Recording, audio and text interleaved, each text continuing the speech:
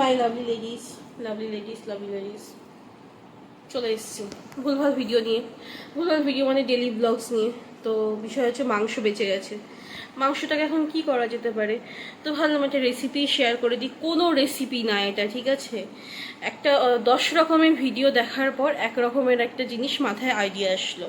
তোমাদেরকে আমি দেখাচ্ছি কি রেসিপি দেখাতে যাচ্ছি। আরে না না না না না, রেসিপি নেই, সরি সরি, এটাকে বলে জগা খিচুড়ি বিরিয়ানি। ঠিক আছে, চলো তোমাদের সবাইকে জগা খিচুড়ি অ্যান্ড ইনস্ট্যান্ট বিরিয়ানি দেখাবো। পাচ্ছ অনেকটা মাংস বেঁচে গেছে, এবার তোমার বিরিয়ানি হবে। খুব গরম বিশ্বাস। মাংসের থেকে কিছুটা মাংস শ্বশুর মশাইয়ের জন্য তুলে রাখলাম। দেন এবার আমি আমার মেন কাজে আসছি, বুঝলে?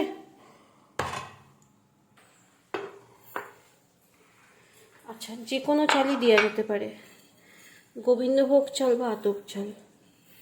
যেহেতু আমি চিনি না চাল কোনটা কি, ঘরে যে চালটা ছিল মনে হয় এটা আতপ চালই, এটা দিয়েই আমি করবো এখন। বিশ্বাস করো যা গরম পড়ছে, এই যে 1 কাপ চাল নিয়ে ধুয়ে এবার দিয়ে দেবো মাংসের ভেতরে।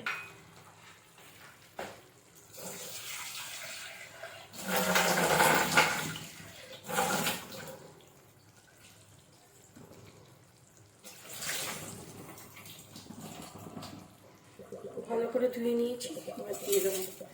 ঠিক,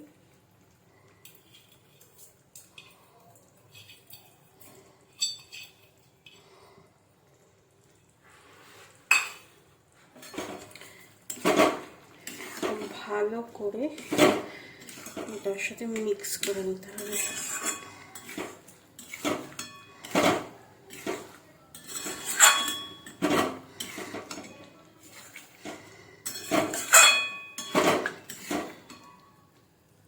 হ্যাঁ, এখন হয়তো দেখতে খারাপ লাগছে, একটু ওয়েট করে যাও, দেখতে খুব সুন্দর লাগবে।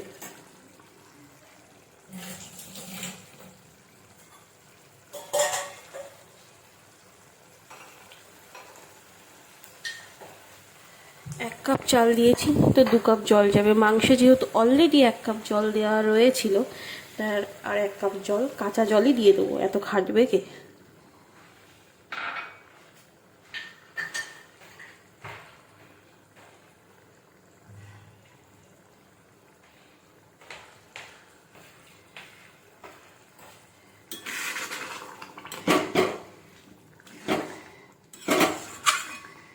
দেখে এখন ভক্তি আসবে না, কিন্তু একটু পরে দেখো কতটা সুন্দর হয়। একটু আমল দুধ,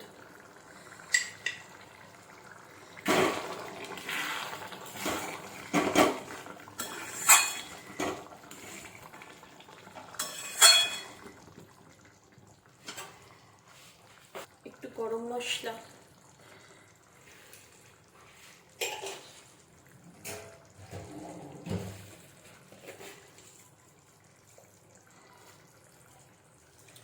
বিরিয়ানি মশলা, এইটাই মেন জিনিস, আর কিচ্ছু না।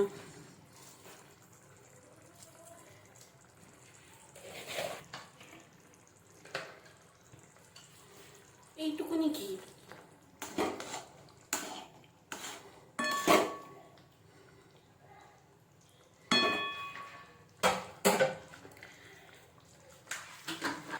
সামান্য নুন দিয়ে ঢেকে দেবো। এবার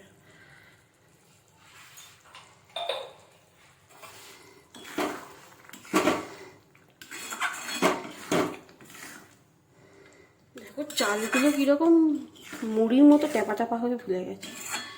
এবার আসছি, কিছুক্ষণ ঢাকা দেওয়া থাক। বলছি কি, এতক্ষণ ধরে কড়াইয়ের দিকে তাকিয়ে না থেকে আমি ঘরের যে কাজগুলো করছি তাহলে সেগুলো দেখো। এখন এই শ্বশুরের জন্য খাবারগুলো যেগুলো আলাদা করে রেখেছি একটু ঢাকাঢুকো দিয়ে রাখবো, তোমরা দেখতে থাকো।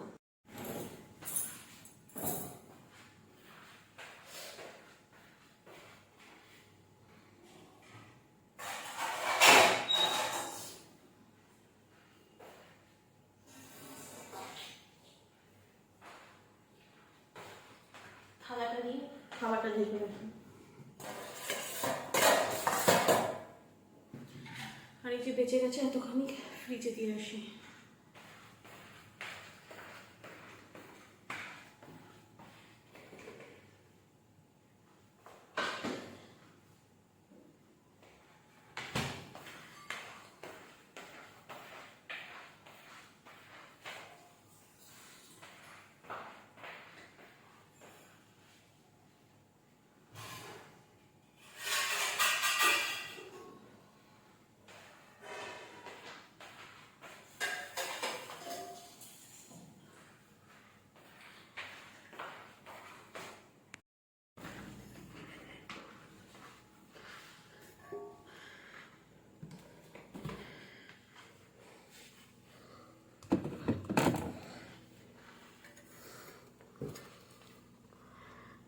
এই চচ্চড়িটা ছিল, অনেকটা করে ফেলেছিলাম, দিয়ে ঢেকে রাখছি।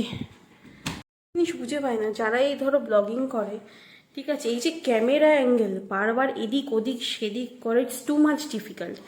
যদি আমি নর্মালি কাজ করি আমার আধা ঘন্টায় হয়ে যাবে, কিন্তু বারবার ক্যামেরা একবার এদিকে করছি, একবার ওদিকে করছি, একবার সেদিকে করছি, সময় বেশি লেগে যাচ্ছে।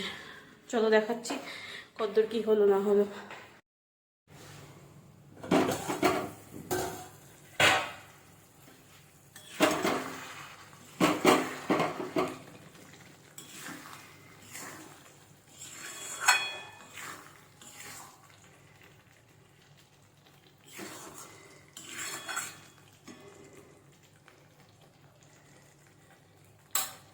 এখনো হয়নি, অনেকক্ষণ সময় লাগবে। আমি এই প্লেটটা কত বছর আগে কিনেছি আমি জানি না, কিন্তু নিয়ে এসেছিলাম এই বাড়িতে, মানে শ্বশুর বাড়িতে, যে এখানে বসে বসে ভিডিও করব, অনেক সময় পাবো। এতদিন ইউজ হয়নি, আজকে ইউজ হচ্ছে। তো ডেকোরেশন পারবো না, কোনো এক রকমভাবেই থালাটাতে প্রেজেন্ট করে আমি আসছি। কতদূর হলো দেখছি, ও কি তেল বেরিয়েছে।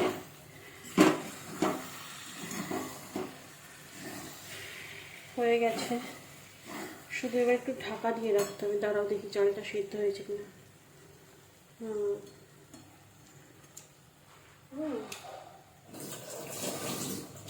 হেভি টেস্টি হয়েছে।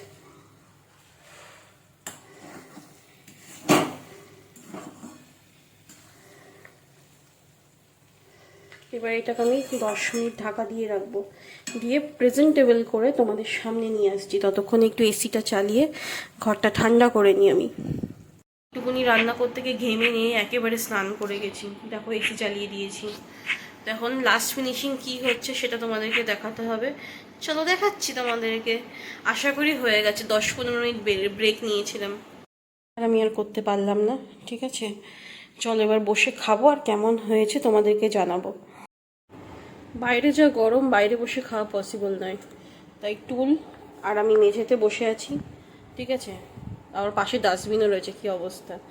তো এখানে বসে খাবো, আর কেমন হয়েছে জানাবো। যাই বলো, দেখতে যেমনই হোক না কেন, জিনিসটা কিন্তু খেতে সুন্দরই হবে মনে হচ্ছে। দেখতে যেমনই হোক খেতে সুন্দর। মাই মিনি ওটাকে কি বলে, টুল, যেটা আমার এখন ডাইনিং টেবিল হয়ে গেছে। খাবো এখানে বসে বসে।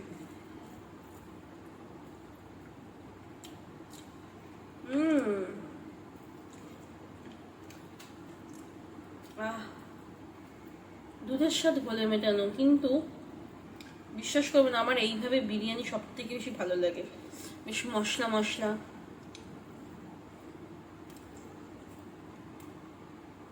আর পেঁয়াজ দিয়ে তো কোনো কথাই হবে না।